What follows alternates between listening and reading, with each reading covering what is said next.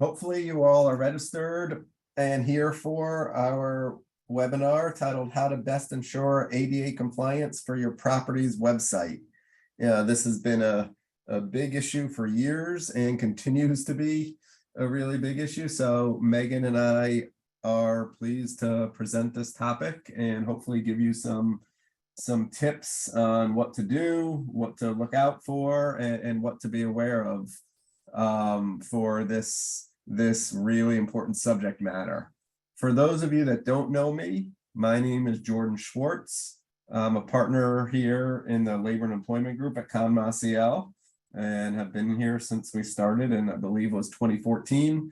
And although I do a lot of general labor and employment law, I really do focus a lot on this Title III ADA issue. Basically, every day I'm doing something related to either make sure your property is ADA compliant or make sure your website is ADA compliant. So, this is the bread and butter of what I do, and I'm happy to be talking to you about it in further detail. And with that being said, here is Megan to introduce herself. Hi, everyone. I'm Megan Shaked.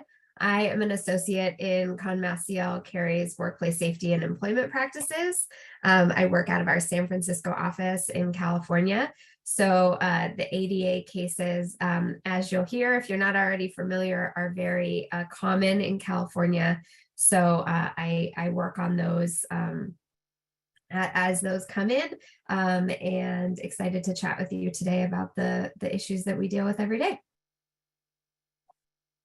Great, thanks, Megan. So I will start with giving you a brief overview of Title III of the ADA, and then we'll get right into website accessibility issues. And I'll explain there really are two totally different types of website accessibility issues, and sometimes our clients get confused about which issue they're either being sued about or which issue they need to be concerned about. So I will start with the first issue, which is more of the WCAG compliance, and I'll explain what that means. And then Megan will do the second half of the presentation talking about the compliance with the specific ADA regulations. So hopefully most of you on this webinar know this, but if not, that's why you're here, so that's fine. Title III of the ADA. This is not necessarily an employment law. It's a federal civil rights law that requires all public accommodations. Title I deals with employment in the ADA, but Title III deals with public accommodations, and they need to be accessible to all individuals with disabilities. The ADA has been in place since 1992. There were significant updates and standards that were revised in 2012 that are confusingly known as the 2010 ADA standards. But since 1992, the ADA has been in place, and that is that often confuses people, because I get calls all the time from clients saying, well, lucky me, my property, my store, my hotel, my restaurant, luckily it was built before 1992, so I'm grandfathered out of the ADA, so I don't need to apply. The ADA doesn't apply to me.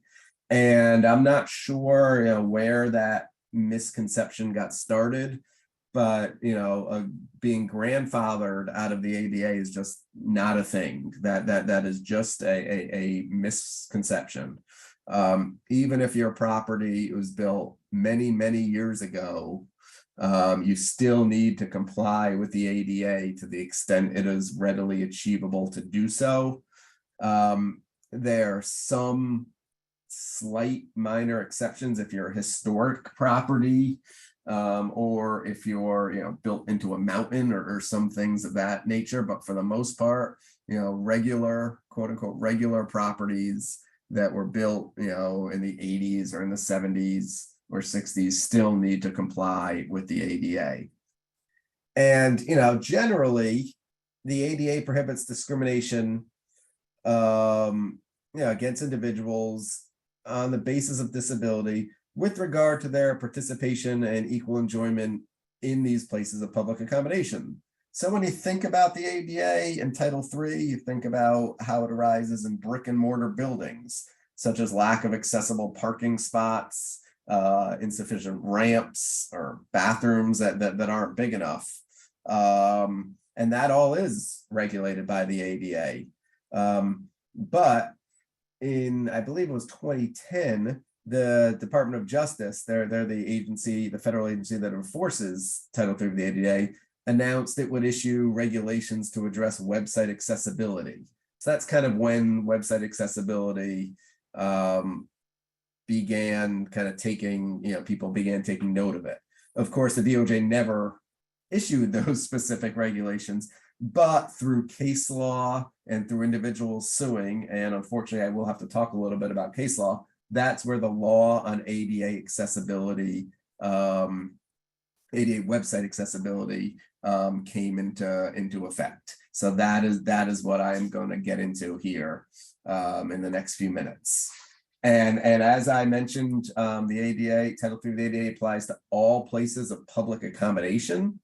That means a hotel, a resort, a spa, a restaurant, a car dealership, a movie theater, any place where members of the public are welcome. And it prohibits you as a company from denying services and accommodations to individuals with disabilities. And even it protects individuals who are associated with disabled individuals.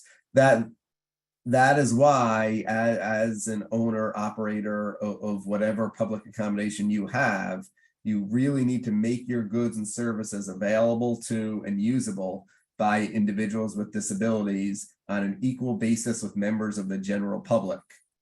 And you also, and that's kind of that's called removing barriers to access. And you also must modify and make reasonable modifications to policies, practices, and procedures when necessary to serve customers or guests with disabilities. And that is where we get into the ADA website accessibility obligations. Just for a minute, I just wanted to talk about statistics here. In 2021, about 11,500 people filed an ADA Title III lawsuit. California accounted for half of those. Really, California, New York, and Florida are really the big three. I see lawsuits in almost every state, but those are really the big three. California, especially because they provide specific monetary damages, whereas most other states do not. But if I was doing this, these statistics last year, they would be in 2021, they'd be higher than 2020. In 2020, they're higher than 2019. I think in 2010, there were about 2,000 ADA lawsuits. So they really need they continue to climb each year. And notice that there's also in federal court and in state court. So this is just something that's not going away. Every year we think it's going to decrease, and then all of a sudden it increases. It's really unbelievable. And there are a lot of individuals who file many, many, many lawsuits continuously, each and every day, the same individuals. So I mentioned there's two different types of ADA website accessibility issues. The first one is, does your website need to be accessible for users with visual, hearing, and physical impairments? And that is typically what people think of ADA website accessibility. Someone that's actually using your website, if they're hard of hearing, if they're hard of seeing, does your website need to be accessible? And the answer to that question is complicated, unfortunately. I am going to say it's yes, but I'm going to spend the next 25 minutes explaining why it's complicated. And in case I didn't make it clear, this addresses situations where customers with visual or hearing impairments are essentially unable to navigate or claim that they are unable to navigate your website because the website is not compatible with screen reader software. And as a result, the customer is unable to make an online reservation or view certain images on the website, or look at your menu. Maybe it's in PDF format and that's not accessible with screen reader software. The second ADA website issue that Megan will talk about is, does your website need to provide information regarding various accessibility features at your hotel?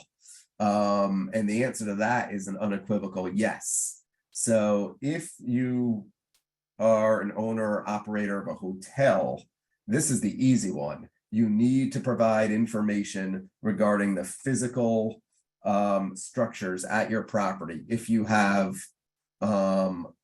ramps to get into your front entrance, if you have accessible parking spaces, if you have accessible bathrooms with grab bars. And I don't want to steal Megan's thunder, so I'll let her talk about that a little bit later. But for me, we're going to talk about this WCAG issue. And there's tension in courts and in the Department of Justice about whether Title III of the ADA actually applies to websites. And the complicated thing is that, as you likely know, there's different states that have different courts and even the federal jurisdictions that issue rulings here because there is not a specific statute regarding ADA website accessibility. So courts have reached different conclusions. So as a result, there is no universally recognized standard for achieving website accessibility, but essentially we do the best we can. And each client I speak to, we come up with a game plan for how to get as much accessibility as we can in accordance with these guidelines that are called the Web Content Accessibility Guidelines.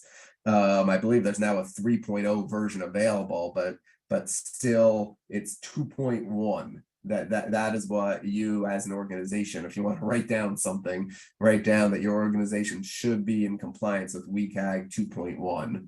And I have this other bullet point here that the trend is for courts to find that websites are places of public accommodation, but there will be a caveat that I'll get to in a minute.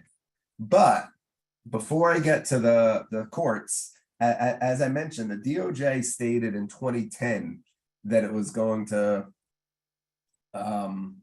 issue web content, rules and regulations. It did not do that in 2010, and it still hasn't done that. But at least in this year, about 6 months ago, finally, it spoke on the issue and released some guidance. And in March, the DOJ stated that the ADA's requirements to apply to all goods, services, privilege, or activities offered by public accommodations should include those that are offered on websites.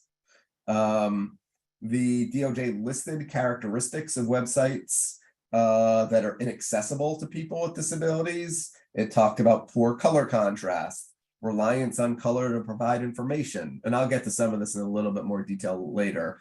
Lack of alternative text alternatives, which is known as alt text on images, no captions on videos, inaccessible online forms, and a mouse-only navigation requirement rather than a keyboard navigation.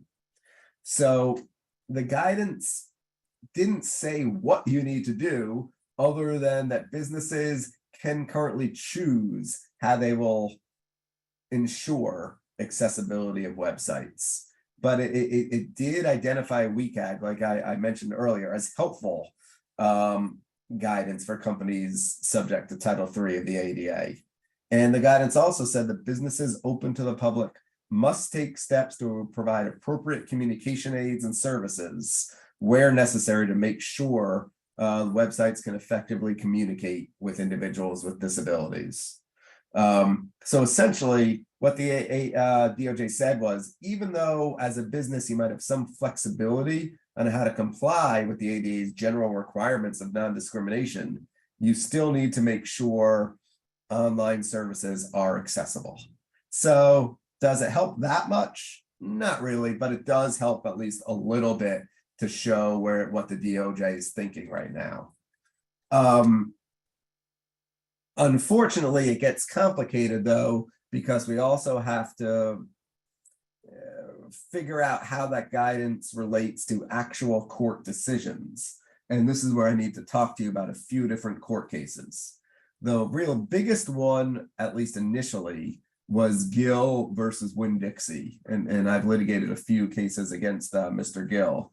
And here, as in most of these cases, he alleged that Winn-Dixie's website was incompatible with technology software that assists the visually impaired, and that there was not, as a result, his screen reader software didn't work. It was incompatible with Winn-Dixie's website. And the court found that a website that is heavily integrated with a physical store location, i.e. there's a nexus. So you have a store and then you have a website for that store, so that there's a heavy integration. The court found that when there is both a store and a website, that website constitutes a place of public accommodation, which is covered by the ADA, because again, the ADA applies to places of public accommodation. And when they wrote the ADA, they never contemplated whether websites were places of public accommodation. So that is the big million-dollar question here. Are websites places of public accommodation? And in this case, the judge ruled that yes, it is. So from 2017, that is really the assumption that most businesses, most courts, 95% of the courts ruling on this issue were relying on this decision. Then we get to the appeal from this decision, which took nearly 5 years to happen. And the 11th, lo and behold, the 11th Circuit, which is Florida, and I believe it's Alabama and Louisiana. So that only applies to those 3 states, if I'm correct. The court reversed the district court ruling and found that websites are not actually places of public accommodation. And the court reasoned that the plain language of the statute of the ADA limits places of public accommodation to actual physical spaces. So right now in the 11th Circuit, there is a big question about whether your website actually needs to be compliant. Again, this does not apply to the rest of the country, but at least in the 11th Circuit, there is an open question here. At the same time, let me talk about one other case here, and then I'll get to some more recent rulings. At the same time as the original Gill decision, the Eastern District of New York issued a decision that said, regardless as to whether there's a nexus between the place and the website, all websites are places of public accommodation as long as there's some sort of direct sale of goods or services. So it was even broader than that original Winn-Dixie case.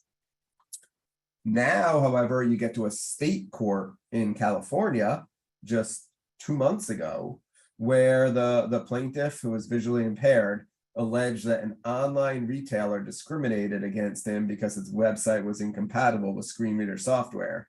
And the court analyzed the ADA and found that the words place of public accommodation was ambiguous. It noted that Congress and the DOJ are aware of the confusion as to what a place of public accommodation is, but have not clarified through any amendments to the ADA, or they haven't made any additional rulemaking. And they thought that was telling.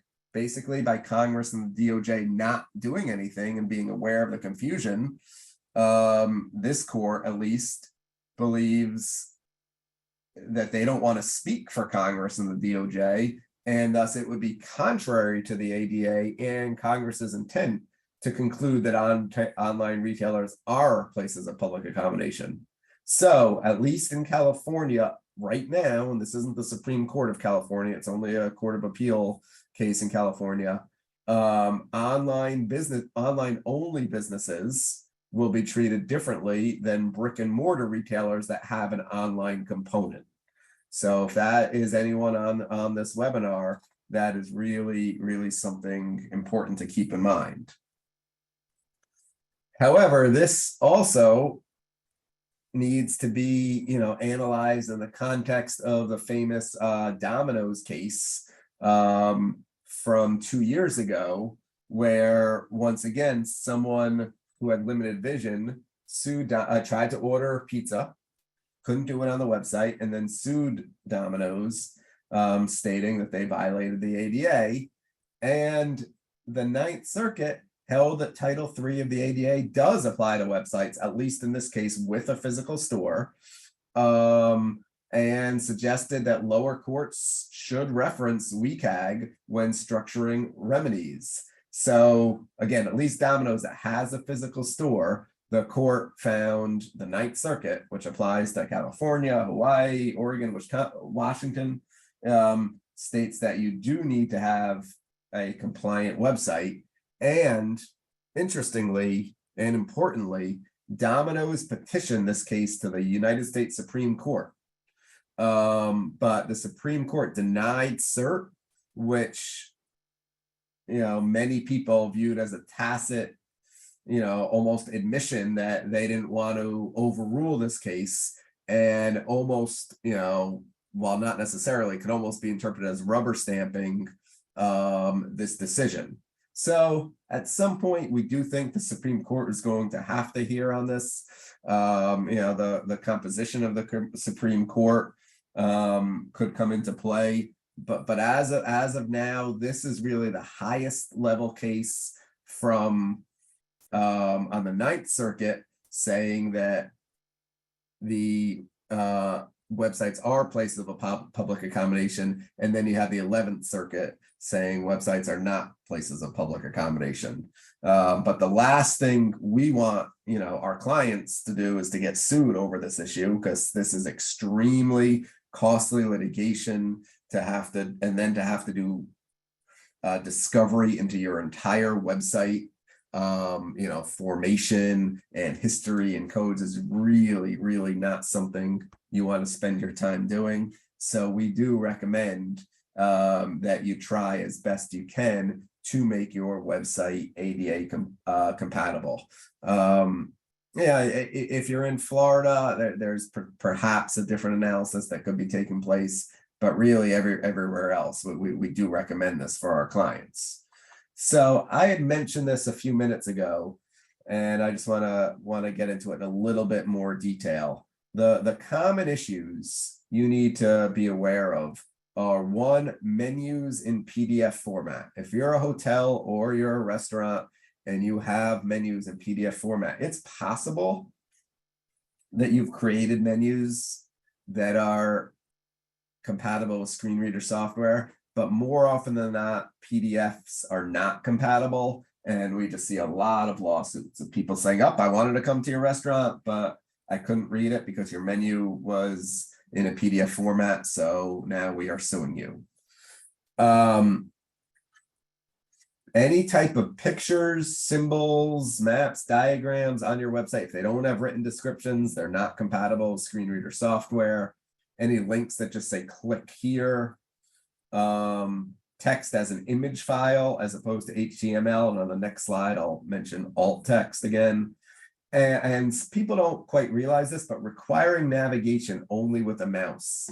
When you require navigation with a mouse, that requires sight, because then you need to look at the computer, line up your mouse to whatever you're clicking on, and click on the link. That is why navigation with a mouse is something that is not compatible with screen reader software, nor are video and audio files with no captioning. So this is just a flip side of that slide. You want to be able to provide text alternatives for non-text content. So if there's pictures or maps, you want to be able to describe it. That's called alt text. You want to provide captions for audio content. Avoid using color as the only means of conveying information. And make, again, all functionality available from a keyboard, and provide a way to pause or slow down timeout features. Given the recent case law and now the recent DOJ guidance, I've written hotels here, but it's certainly any place of public accommodation should proactively test your website's accessibility. I have a few tools here, but I don't really love this slide because that is just I should have explained it better. That is just an initial test. It does not come close to being a fully sufficient test. You really need some sort of human testing or ADA consultant to test. Using these tools just gives you, it'll tell you if you're not ADA compliant, but it won't tell you if you are ADA compliant because it only picks up about 30% of the actual issues. If your website is not accessible, that's when we need to implement some sort of remediation plan. And I have some suggested bullets here. None of these are necessary. Really, what you just want to do is either engage with legal counsel or engage with your ADA consultant to figure out what your plan is. I will say now, and I think I have another slide about this, but if you do engage with an ADA consultant, which I recommend you do, you also should utilize an attorney. And the attorney does not have to be heavily involved. I'm not advocating for you to have to pay, Megan and me or other attorneys all sorts of money. But what I want is for any interactions or communications between you and your ADA consultant to be privileged. If an attorney is not involved and you engage an ADA consultant and he tells you how not compliant your ADA website is, and that's in writing, and then he comes up with a plan to fix it, and then you get sued, the plaintiff would be entitled to all those documents during discovery. But if you have an ADA attorney just, tangentially involved, saying that the ADA consultant is hired on the advice and counsel of the attorney and the attorney's copied on the emails, then you would not have to turn over all of those documents during discovery. And that is would be a huge sigh of relief for you if you do get sued. Of course, as I mentioned earlier, you do want to create a web accessibility policy that's consistent with the latest version of WCAG. You want to ensure training and compliance with the policies. If there's something you cannot implement, they somehow are unduly burdensome or would fundamentally alter your website. If you have a website for a specific feature of your business that just cannot be compliant with the ADA for whatever reason, you would certainly need to have plenty of documentation to back up that claim, because the default will be that you should, assuming you're in a jurisdiction, which is most of them, that the ADA needs to apply, that your website, it needs to be a place of public accommodation and thus ADA compliant. You need to do so unless you can demonstrate this really significant burden that it's not otherwise applicable. As I mentioned earlier, you want to retain an accessibility consultant. If you need any guidance on that, I can help you find a really good one that will do everything you need to help build safeguards both into your contracts, but more importantly, to make your website as compatible with screen reader software as possible. One thing I just did want to mention, I just want to go a few more minutes and make sure to give Megan enough time, but some companies have been sued multiple times by different plaintiffs for ADA website violations. And often this happens after, let's say you get sued once,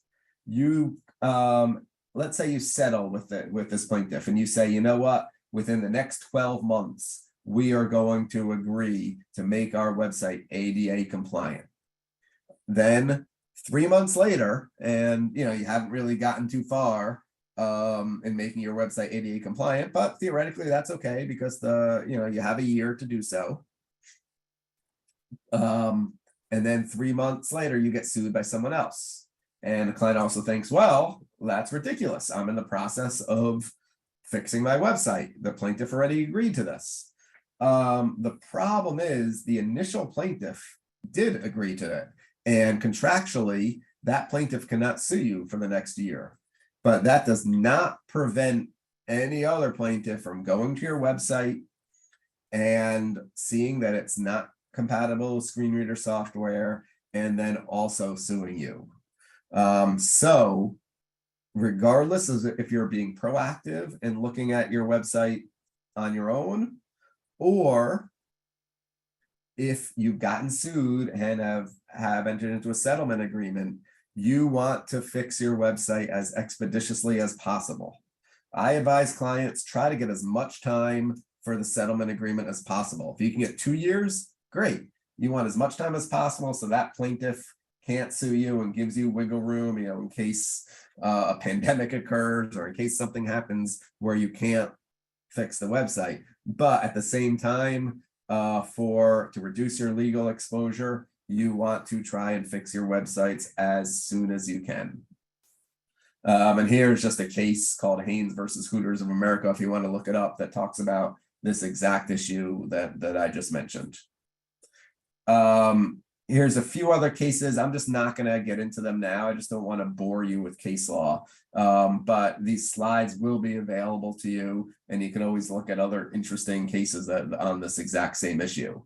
But there are one or two more things. I think this is the last thing I do want to mention to you. And this is about accessibility statements. And this is pretty important here. And it's such an easy thing that you and your company can do. And it surprises me that not everyone has done that yet. And that is having a prominently displayed accessibility statement.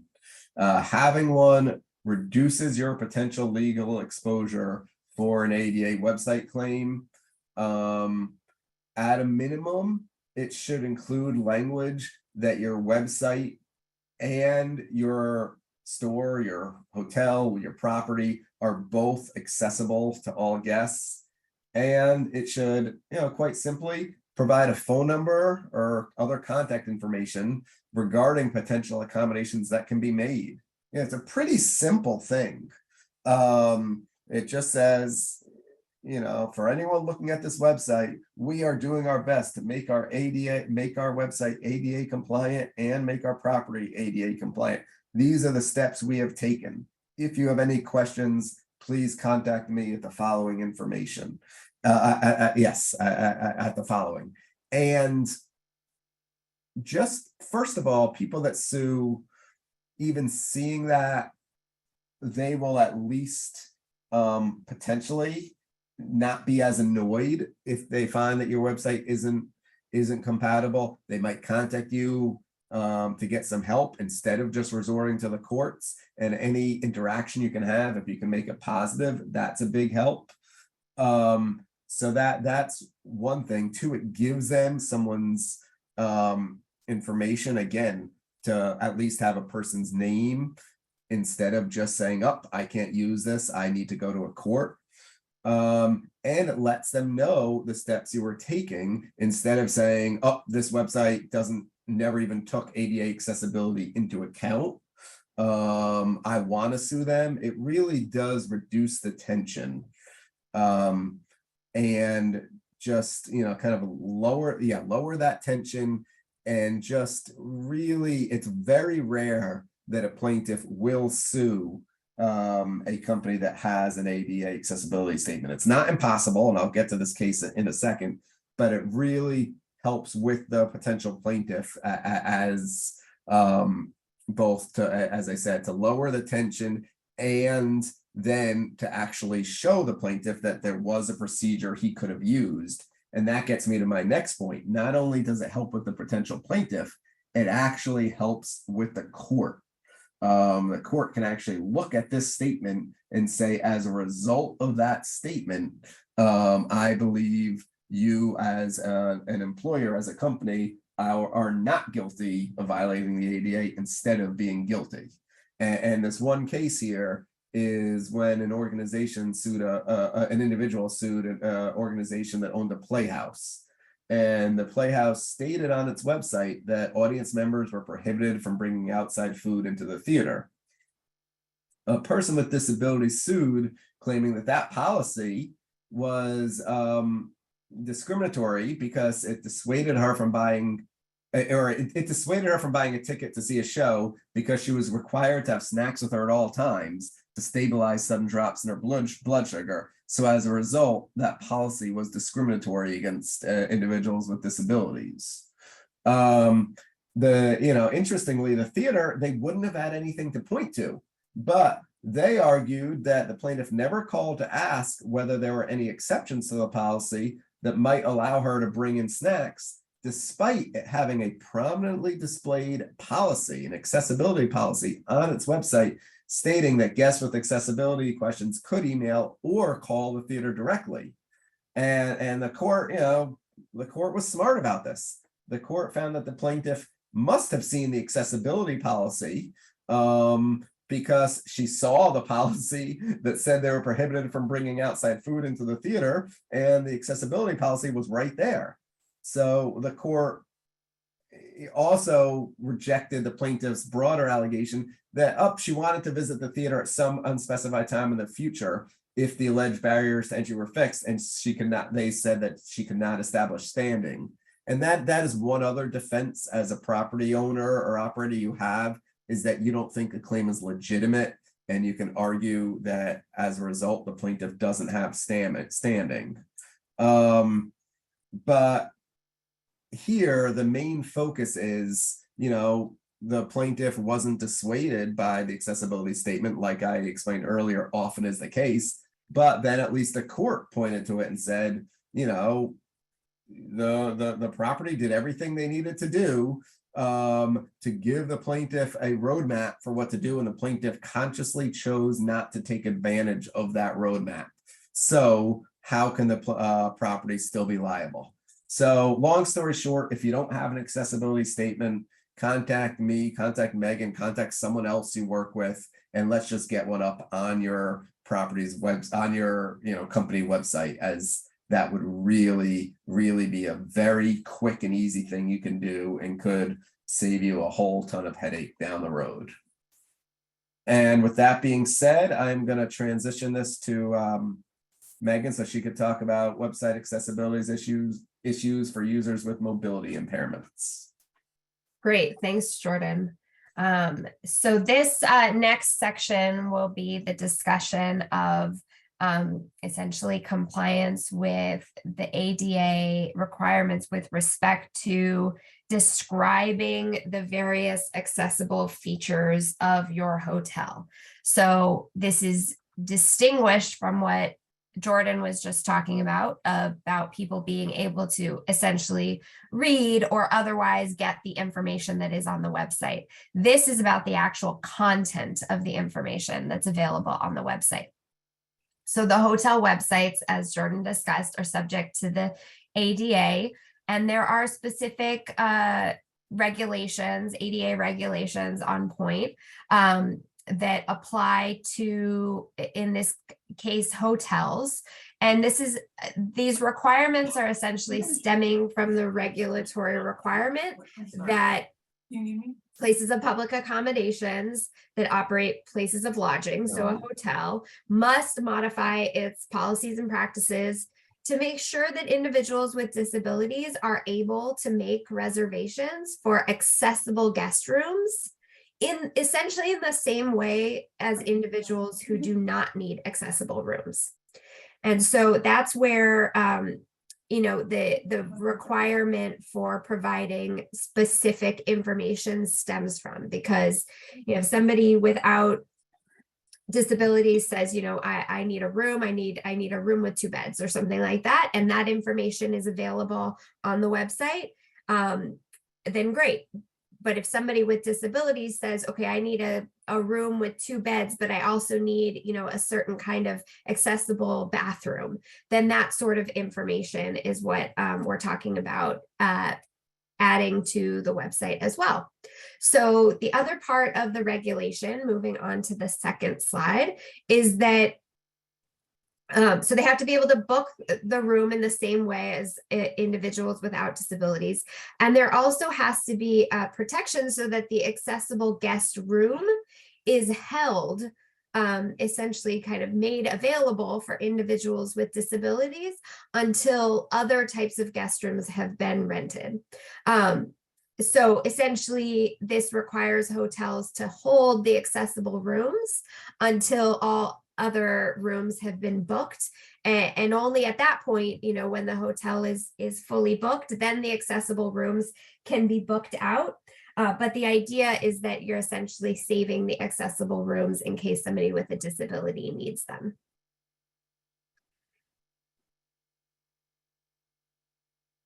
The other, there are 2 more requirements. So there's like 4 main requirements stemming from the regulation. The third one is that when a guest room is requested, an accessible guest room is needed by a guest with disabilities, that room is actually blocked off and removed from the reservation system. So there's no concern or possibility of that room being double booked and then not available to the individual with disabilities who specifically booked it for their accessibility, to meet their accessibility needs.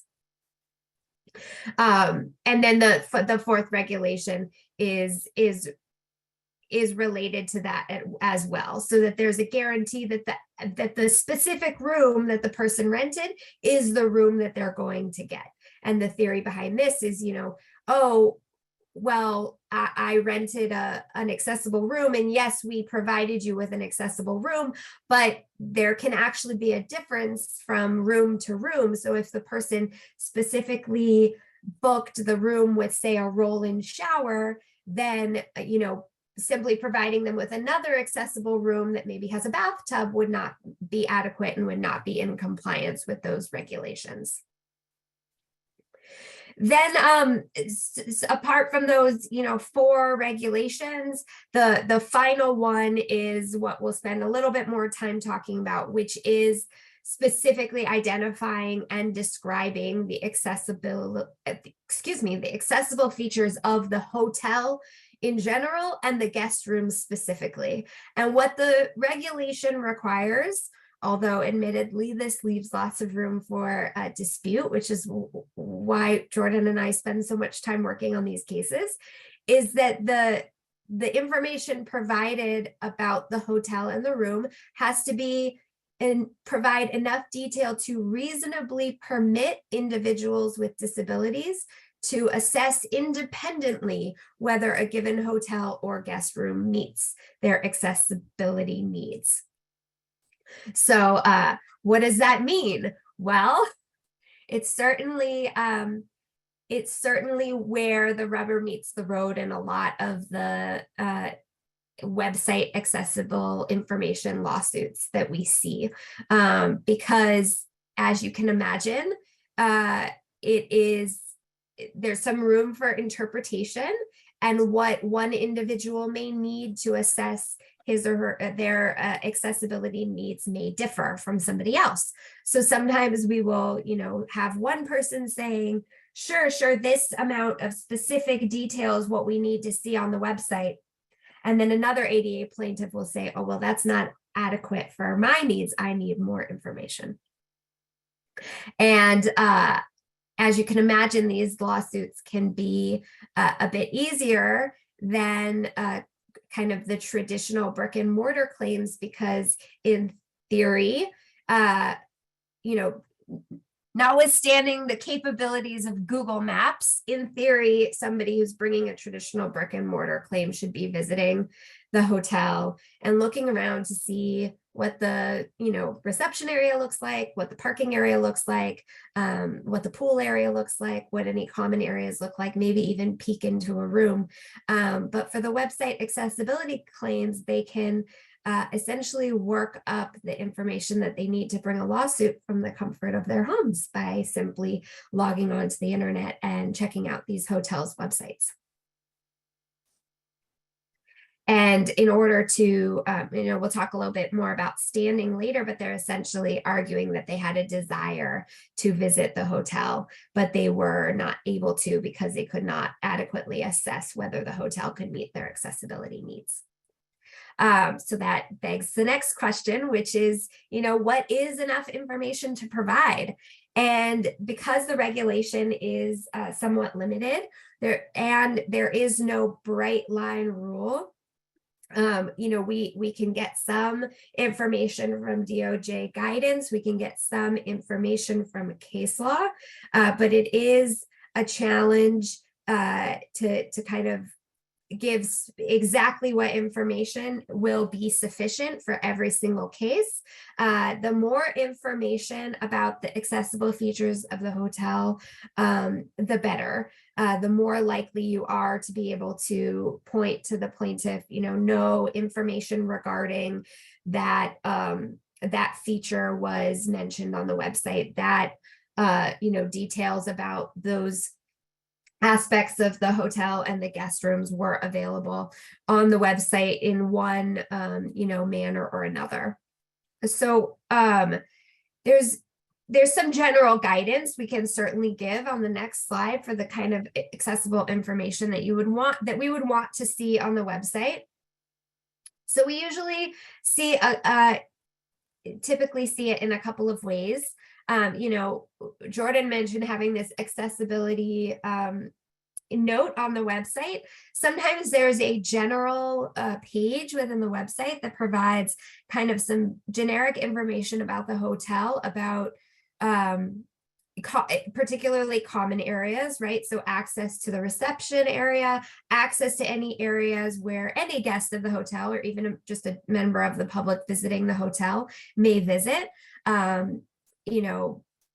Any sort of a business center or a lobby area or a pool or meeting rooms, any kind of paths to get around to access, say, the pool or the fitness center. And the reason why you want to do this is so that they can assess whether they can access those areas that other members of the public can access. And it's really helpful that we've seen that the information, that there is some detailed information. And, the things that we typically want to see and we assess whether a hotel has these features are, like I said, the parking, the main entrance, public restrooms, if those are available, things, if there's a pool or a spa, that there's a mention of whether a pool lift is available, certainly if there's any restaurants or bars on the site, and even level of details like, how do you get in the front door? Is there any barrier to the threshold? Do you have to open the door? Is it automatic versus having different kinds of levers? These are the sorts of details that sometimes we get into. Then apart from the common areas and kind of the general features of the hotel, then on the next slide, there's topics about providing information regarding the specific accessible rooms. Now, this doesn't mean that you have to provide details about every single room, right? This is limited to the accessible rooms. And the information that we know you want to try to provide is for a given accessible room. If they're all the same, that's one thing, but sometimes you'll see different accessible rooms described, right? An accessible king or an accessible suite or something like that, where it's giving particular information about the bed type, meaning is it a queen bed, is it a king bed, the number of beds in the room. We like to see a description of the type of bathroom, if there is a roll-in shower, for example, or a tub with an accessible seat. It's also great if you have additional accessible features to go ahead and describe those, such as non-slip grab bars or any lowered or raised features that might be available as well. And we like to see this information. The key is, the easier this information is to find, the better. So if there's a place of the website that describes all the rooms in general, then we would certainly want to see the information about the accessible rooms in that same area. You can also sometimes have, if there's an area of the website that describes generally the accessible features of the hotel, there can be a reference to, a different part of the website. For example, we have available accessible rooms. Additional information is available, under the rooms tab, for example, or wherever that specific information is referenced, so that if somebody simply went to the general accessibility information, there would at least be a reference that additional information is available with respect to the rooms. And then another key component about making the information about the accessible rooms available is that guests are also able to reserve those accessible guest rooms online. It's not enough to just say, oh, here's the information about the accessible rooms, but you have to call in to reserve them. If rooms in general are available for reservation online, then the accessible rooms need to be specifically available to reserve online as well. Yeah, just to interrupt for 1 minute, Megan, I don't see it quite as much anymore, but I certainly the last few years I've seen it where it lists on a property lists, we have accessible rooms. If you need them, please call this number. And that is a no-no. I know I had said earlier with the accessibility statement, you want to provide a phone number in case there are questions, but if someone without a disability can reserve a room online, someone with a disability needs to reserve a room. I know that might be logistically difficult sometimes because there's only a certain amount, but it's just not a viable solution to make someone with a disability have to call if others don't need to call. Right, exactly. And it's, again, you don't want to make them call to get the information. You want the information to be available online, and you don't want to make them call to make the actual reservation. Of course, that doesn't stop you from inviting all guests, but certainly guests who have questions about accessibility to contact somebody. That's great, but you also need to make sure that the basic information is available online. The next slide goes over kind of an interesting concept of dispersion of guest rooms. And this, is stemming from a requirement that you essentially have accessible rooms that are dispersed amongst the various classes of guest rooms. So if you have different levels of rooms, right, you have maybe smaller rooms, you have suites, you have 2-room beds, you have single-room beds, that depending on the number of accessible rooms that you're required to have stems from the number of total rooms that you have. Same thing with parking spaces. But again, assuming you have more than one room type and assuming you have more than one accessible room, then there has to be some real thought considered into how to choose which rooms and which room types are going to be available as an accessible room. And understanding that, in a big, huge hotel that has lots of different types of rooms, but also lots of rooms, period, and there would be a requirement to have many different accessible rooms, then maybe this discussion is a little bit easier. You can spread the accessible rooms over the different types of available rooms. But even when you have a smaller hotel and you may only have 2 or 3 accessible rooms, you really have to kind of go through the exercise of thinking through this so that you're providing guests with disabilities the types of choices that are available to guests who don't have disabilities. And we do have some guidance in the regulation that advises hotels to consider the different features to think about when offering, dispersion. So I mentioned room size, bed size, but also things like the cost of the room, the view, bathroom fixtures, and, if smoking or non-smoking is an issue, then those are the types of things to consider. And then if a hotel is not able to to provide every type of room as an accessible room, then we do have some kind of order of priority in which to consider the dispersion, so that you have to first prioritize the various room types, like, a standard room or a deluxe room or a suite. And then after that, you can offer the variety based on the number of beds and then additional amenities that may be available from the hotel after that. And then, another thing to consider, if I didn't already mention, is also if you have rooms at different floors, or this kind of is related to the issue of a view, but that's also something to take into consideration. And then the next topic is about, when you have rooms available through your website, then that room may be available through third-party websites.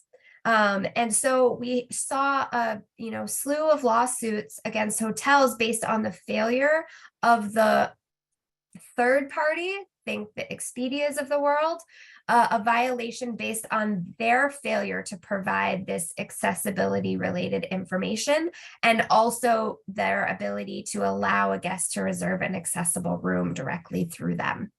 So it's critical for hotels who work with these third parties or whose rooms are available on these third party websites to review the information that's being provided to the websites and those companies, to ensure that, ideally the same information that's available on your website about the accessible features of the hotel and the accessible features of the particular rooms, that is being provided to the third party, so that information is available on those third party websites, and there isn't exposure, essentially through somebody else's website. You may not have complete control over that, but it is still the hotel's responsibility to provide that information and take some steps to make sure that the information is being provided.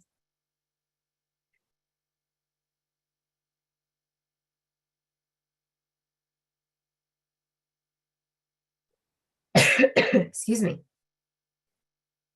So we see, as Jordan mentioned, it's very, very common to have these serial plaintiffs who sue, I'm not exaggerating, every day you'll see a new lawsuit filed or a couple of lawsuits filed. And we've seen these come in kind of every version of these website accessibility cases, as hotels have understood the issue and increased the information. The plaintiffs sometimes adjust and take on different issues that they raise, so that even if a hotel has seemingly satisfied the plaintiff on one topic, that they'll see lawsuits in a slightly different iteration. So we saw sometimes we do see judges pushing back on these serial plaintiffs for one reason or another, and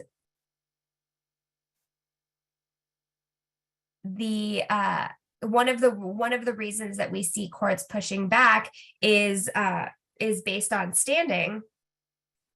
Because as I mentioned, I might be looking at a different version of the slides in front of me, so I apologize. If I'm ready to move over to the next one.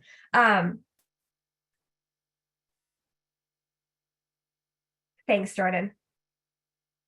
Yeah, so we have seen, like I said, judges pushing back on the idea of standing, because if you can imagine what I was describing about plaintiffs sitting, imagine them sitting in their home and looking up various hotel websites and filing a whole slew of claims, then some judges have started to ask the question, well, did you really have an intention to visit that hotel?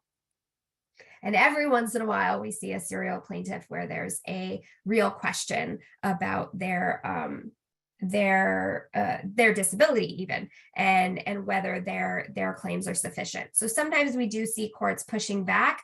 It's not enough to kind of guarantee that a judge would take such an active role, but we have certainly seen it over time, where they are kind of holding the plaintiff's feet to the fire a little bit more and wanting more information about the injury that they've suffered, and whether they had a true intent to visit the hotel, particularly if they have a number of lawsuits alleging the same things. I had a general intent to visit the Los Angeles area, for example.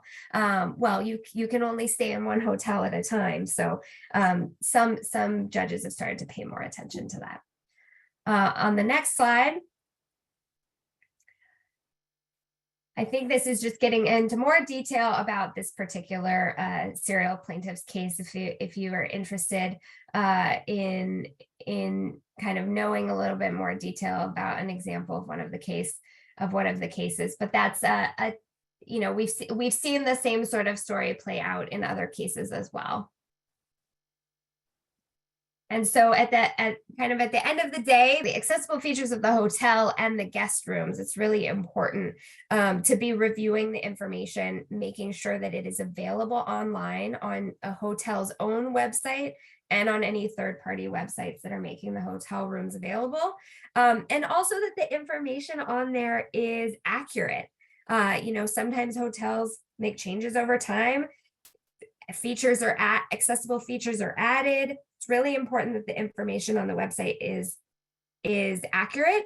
And you also don't want to just follow templates that might be available online that say, oh, this is the information we should provide, without making sure that it actually matches what's there in the hotel. As well as, if there are photographs of the hotel or the hotel rooms, that the information, that they're not just stock photos, that the information available on the website reflects what's actually available in the hotel and matches any photos that might be available as well. Jordan, I can turn it back to you to close this up with a reminder of our webinar series. Great. Thank you very much, Megan. Yes, we're rapidly approaching the end of the year, but we have a few more labor and employment webinars. So here's a list. If any of them look interesting to you, we hope you join. We also have OSHA webinars that similarly we hope you join. The next one here is dealing with workplace violence and harassment in a few weeks on Tuesday, October 11th. And we, Megan and I write about these issues. We write about other employment issues, OSHA issues. So here are all our blogs. If you feel like reading about any of these issues, we'd love to have you follow us. And with that being said, the last thing is, in case you are getting SHRM credits, this screen should provide you what it needs. I do not know if there's something specific I need to read out, but hopefully this slide provides you what you need for that. That is a little bit above my pay grade. And if you have any questions, I believe in the beginning of the slides, which you will receive, my email address was there, Megan's email address, and we'd be happy to discuss any of these issues further and help you any way you can with Title III of the ADA or any other issues you might have. We appreciate you joining us, and we look forward to speaking with you again soon. Take care.